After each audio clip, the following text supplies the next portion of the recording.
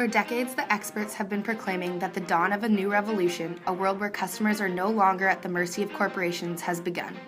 Welcome to the world of the ever-connected, always-on, and highly opinionated customer. This is a customer that understands they now have power and know how to use it. Sales managers need to develop and organize their sales teams to properly serve and exceed the expectations of this new market. Learn how to build, train, and motivate your team in the following video. Good afternoon. My name is Robertson. And I'm Cara, Fletcher. And today we're here to talk to you about how to organize a sales force for maximum performance. Achieving maximum performance is the goal of management and strategy. Sales organizations must implement strategic sales programs to effectively reach performance targets.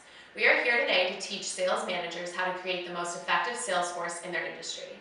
This video will walk you through how to create a sales team, how to train your salespeople, the importance of salesperson motivation, and effective sales execution. Sales used to be simple. Salespeople would memorize scripts, open sample cases, fire standard responses back, and do it over and over again. These transactional aspects of sales are disappearing. Customers have as much data as salespeople, and routine functions are becoming automated. The buy process and sell process are no longer aligned. The buy process is often well underway before the seller is even aware it's occurring. Sales executives and managers are realizing that the new selling context has implications for how they hire, train, coach, and retain salespeople.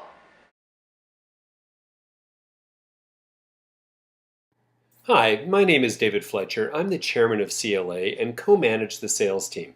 The average cost to us losing a single core sales rep is $1 million in lost opportunity, productivity, and replacement expenses. Additionally, onboarding then takes an average of 6 to 12 months to restore a rep to full productivity. We always try to keep this in mind so we avoid losing our top salespeople. This is why we provide training sessions, spend time on motivation, bring the reps into the head office for one-on-one development, and always keep them in the loop of new advances and new market trends that we become aware of. We do all of this because losing salespeople would be extremely costly to CLA. We'll start today with building a superior sales force, recruiting and selecting your talent. This is a crucial step in organizing the most effective sales team, but is often overlooked by managers.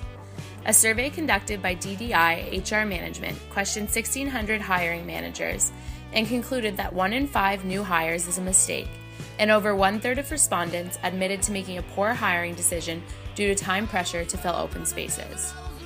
We'll move through the hiring process through 4 easy steps. The first is to discuss the decision-making process and identify key decision makers for recruitment and selection. Secondly, assess your company's sales culture in order to ensure congruence with new hires.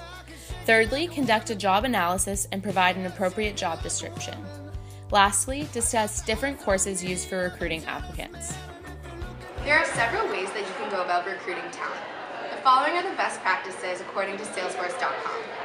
First, look internally when growing or building your sales force.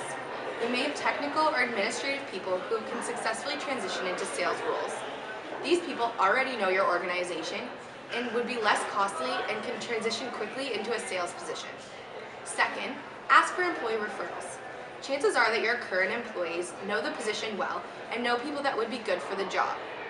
Third, network with suppliers, customers, colleagues, and others. This is a cost-effective method for finding great people. Next, try online advertising. Online job banks, LinkedIn, and other social media sites have become common ways for employers to look for recruits. Alternatively, check with local colleges and universities. Although hiring recent grads precludes experienced individuals, benefits include lower cost employment and enthusiastic professionals. Lastly, contact a headhunter. Headhunters that specialize in sales professionals are not cheap, but in certain instances, you may be able to offer equity over monetary payment. Headhunters will deliver highly talented and experienced individuals that are sure to make a positive impact in your company. Selecting a candidate is the next step. Choosing from a pool of applicants who meet the job qualifications can be difficult, but the following guidelines can help you make that decision.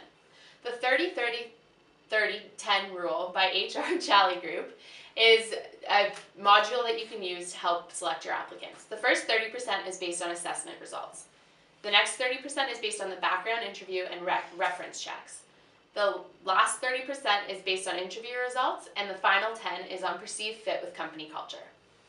Now that you've hired your sales force, you must determine a strategy for training your salespeople. In this section, we'll discuss the importance of sales training and teach you the 4 stages of sales training process. As mentioned in Training Magazine, it is estimated that salespeople annually receive nearly 40 hours of training. This figure is approximately 4 times as many hours as training of the senior executives. Training is critical for salespeople because it reinforces existing skills and knowledge and helps develop new skills to determine the market. So as we learned in sales management training in Canada, there are 5 outcomes that come from sales. The first is improved self-management. Employees will take on more responsibility and as a result enjoy higher job satisfaction. Secondly, there's improved morale and reduced turnover. Thirdly, there's improved customer relationships, also improved selling skills, and lastly, there's improved sales performance, which is the justification for investment in a sales training program. In order to achieve these outcomes, there are 4 easy steps that you need to follow to develop a sales training program. 1. Perform a training needs assessment. Determine what is appropriate for the company in situations that your sales force faces. 2. Establish sales training objectives. Ensure that they are realistic and measurable. 3. Decide what budget is available. 4. Evaluate training. This training should be justified by improved skills, knowledge, and attitudes that will improve sales performance. Once training has been completed, it's important to continuously motivate and reward your employees. As you might expect, motivated salespeople will do more, do it better, and do it for longer. Motivation can be defined as an internal drive to initiate and expend sufficient effort over a period of time to accomplish specific targets. Notice the emphasis on internal. Within the individual, unique to everyone. The individual decides his or her level of effort, what activities he or she will perform, for how long, what goals to achieve. Sales managers must manage the motivation of their sales force, specifically putting an emphasis on the motivation of their individuals. Performance is a function of opportunity, ability, and motivation.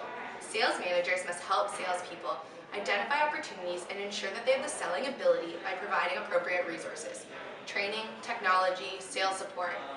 A manager can also improve motivations by managing past performance, recognize and reinforce. Additionally, successfully achieving sales objectives enhances salesperson's self-concept. Winning is fun. Celebrate it. This ought to be self-explanatory, but some sales managers wait too long and then don't celebrate enough. Effective sales managers understand that the best way to dispel some of the pressures is to reward wins, even small ones, as often as possible, and use it as an opportunity to give everyone a little boost. A little celebration creates motivation, and that goes a long way. We'd like to leave you with one last thought. Sales managers have to plan, implement, and evaluate training programs, but they must also evaluate their own selling skills and coach salespeople who need improvement. Sales managers should now understand the importance of sales team formation, continuous training, and individualized motivation to achieve maximum sales team performance. If the manager creates an environment that promotes maximum performance, it will foster excellence among each member of the sales team. Sales professionals can reach their sales targets more effectively under this type of organizational leadership and structuring.